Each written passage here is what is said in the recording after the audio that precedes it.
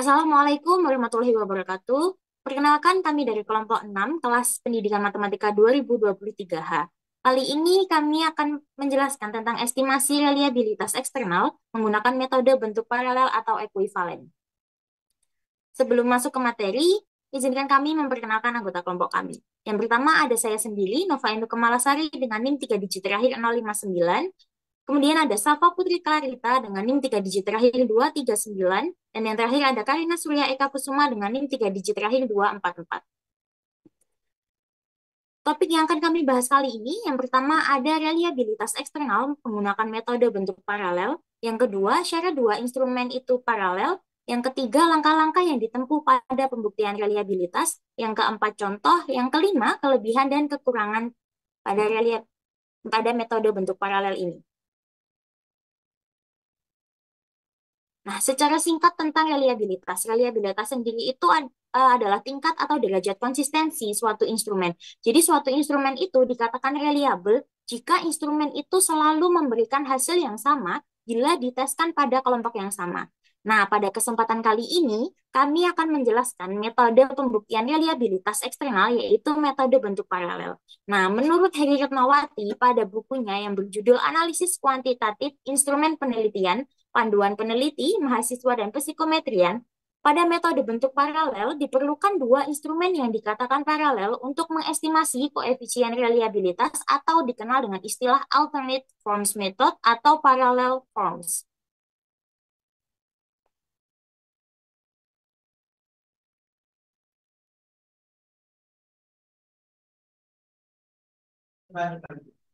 Nah, pada materi selanjutnya yaitu syarat dua instrumen paralel. Pada buku yang ditulis oleh Dr. Zainal Arifin dengan judul Evaluasi Pembelajaran dan buku yang ditulis oleh Heri Retnawati pada judul Analisis Kuantitatif Instrumen Penelitian menjelaskan bahwa syarat dua instrumen paralel ada lima, yaitu yang pertama, kriteria yang dipakai pada kedua tes itu sama. Kemudian yang kedua, masing-masing tes dikonstruksikan sendiri. Ketiga, jumlah item, isi, dan corak itu sama. Keempat, tingkat kesukaran itu sama. Dan kelima, waktu pada kedua tes itu sama. Nah, perbedaannya terdapat pada butir soal masing-masing instrumen. Next.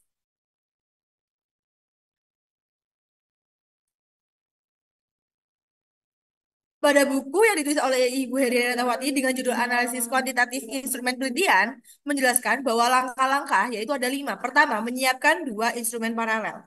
Kemudian, dengan langkah yang kedua, menentukan subjek untuk menguji cobakan instrumen.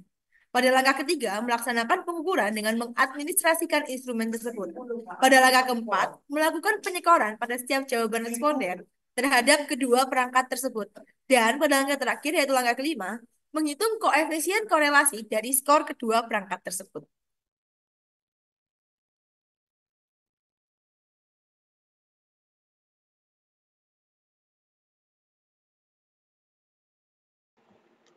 Baik, selanjutnya kita masuk ke contohnya. Contoh apa di sini adalah contoh pada langkah yang kelima tadi, yaitu menghitung koefisien korelasi untuk menentukan reliabilitas instrumen tersebut. Jadi, anggap saja di sini kita sudah memiliki dua instrumen yang paralel, sudah diujikan, dan di sini kita mendapatkan data atau hasilnya. Nah, pada yang kolom pertama ini adalah hasil dari instrumen pertama atau X1.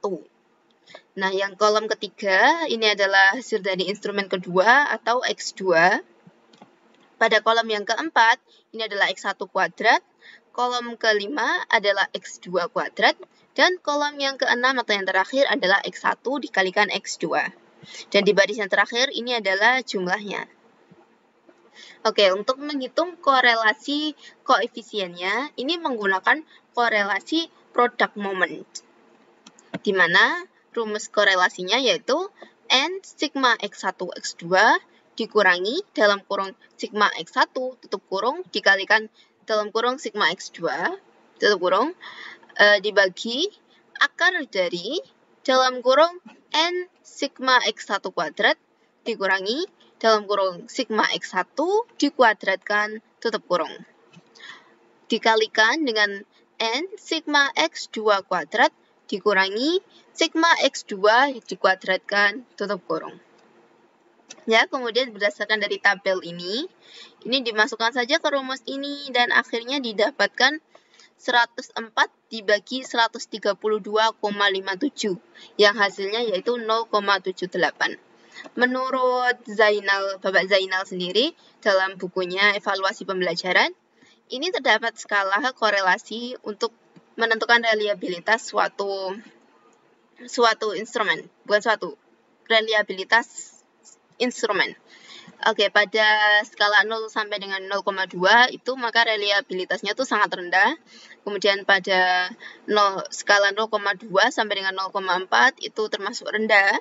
Dan pada skala 0,41 sampai dengan 0,6 itu termasuk cukup. Pada skala 0,61 sampai dengan 0,8 itu tinggi. Kemudian yang terakhir pada skala 0,81 sampai dengan 1, maka reliabilitasnya itu termasuk tinggi. Nah, karena kita tadi sudah hitung dan hasil korelasinya yaitu 0,78, maka reliabilitas instrumen 1 atau tes 1 dan instrumen 2 atau tes 2 ini dia termasuk tinggi. Next slide. Selanjutnya akan saya jelaskan kelebihan dan kekurangan metode bentuk paralel. Yang pertama, kelebihannya, responden tidak mengingat pengerjaan instrumen sebelumnya. Jadi di metode bentuk paralel ini kan menggunakan dua instrumen yang dia butir soalnya berbeda, namun kesukarannya dan syarat-syarat yang lainnya itu sama. Nah, di sini kayak peserta didik itu atau responden, mereka tidak bisa kayak menghafalkan instrumen yang sebelumnya, instrumen yang diberikan pertama kali, sehingga mereka bisa memperbaiki pada instrumen yang kedua. Itu mereka tidak bisa lakukan itu karena instrumen yang kedua ini bentuk atau butir soalnya berbeda. Jadi reliabilitasnya tuh lebih baik menggunakan metode bentuk paralel. Oke, selanjutnya kekurangannya yaitu yang pertama, diperlukan dua instrumen untuk digunakan. Jadi persiapan untuk melakukan metode bentuk paralel ini persiapannya lumayan lama karena harus membuat terlebih dahulu dua instrumen yang memenuhi syarat-syarat sebelumnya yang sudah dijelaskan oleh Syafa. Selanjutnya yaitu sangat sukar membuat dua buah tes yang benar-benar homogen. Ya, karena untuk membuat instrumen yang memenuhi syarat-syarat sebelumnya itu lumayan sulit. Oke, selanjutnya tidak ada jaminan kedua tes mengukur hal yang sama. Ya, jadi kayak tidak ada sulit untuk mengatakan bahwa kedua instrumen itu sudah memenuhi syarat-syarat sebelumnya. Oke, next slide.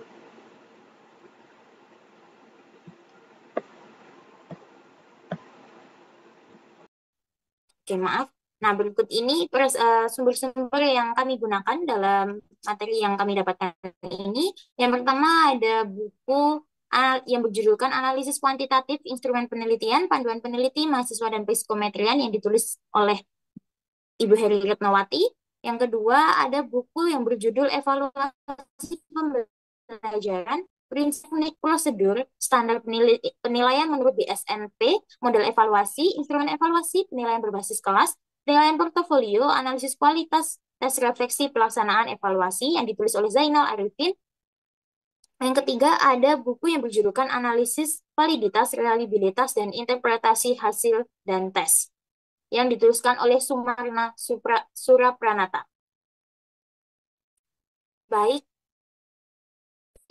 jadi materi tentang reliabilitas eksternal menggunakan metode bentuk paralel dari kelompok kami. Apabila ada salahnya atau kurangnya, kami mohon maaf. Wassalamualaikum warahmatullahi wabarakatuh.